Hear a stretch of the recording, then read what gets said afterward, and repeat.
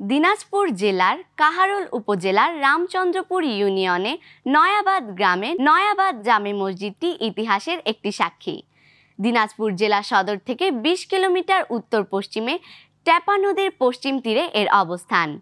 মসজিদটি বাংলাদেশ প্রত্নতত্ত্ব অধিদপ্তরের তালিকাভুক্ত একটি প্রত্নতাত্ত্বিক স্থাপনা, যেটা কিনা ইট, টেরাকোটা, টাইলস দিয়ে নির্মিত।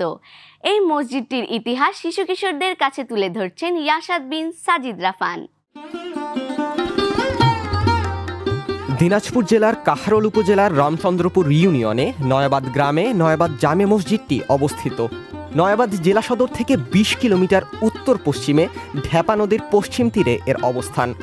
মসজিদটি বাংলাদেশের প্রত্নতত্ত্ব অধিদপ্তরের তালিকাভুক্ত একটি প্রত্নতাত্ত্বিক স্থাপনা। কথিত আছে দিনাজপুরের মহারাজা প্রাণনাথ ১৭০৪ খ্রিস্টাব্দে ঐতিহাসিক কান্তরিচ মন্দির নির্মাণের জন্য পারস্য থেকে কিছু স্থপতি ও নির্মাণ শিল্পী নিয়ে আসেন। ওয়ালটন আবারও মিলিয়নিয়ার অফারে ওয়ালটন ফ্রিজ কিনে আপনিও হয়ে যেতে পারেন মিলিয়নিয়ার। প্রায় টানা ৪৮ বছর মন্দিরের নির্মাণ কাজ অব্যাহত থাকে, আর নির্মাণ শিল্পী ও শ্রমিকেরা ছিল মুসলমান ধর্মাবলম্বীর।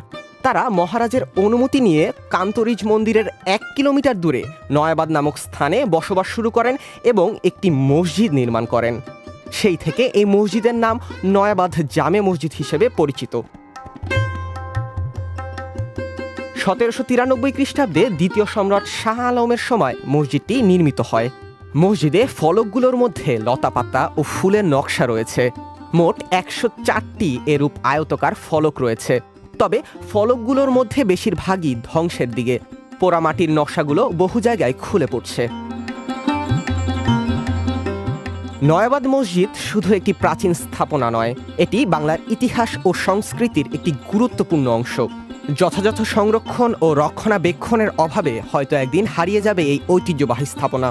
প্রশাসন ও সংশ্লিষ্ট কর্তৃপক্ষ যদি এখনই প্রয়োজনীয় ব্যবস্থা না নেয়, তাহলে এই ইতিহাসের সাক্ষী ভবিষ্যৎ প্রজন্মরাও অটুট থাকবে। ইয়াসাদ বিন সাজিদ, মুক্ত খবর, ২১ টেলিভিশন, দিনাজপুর।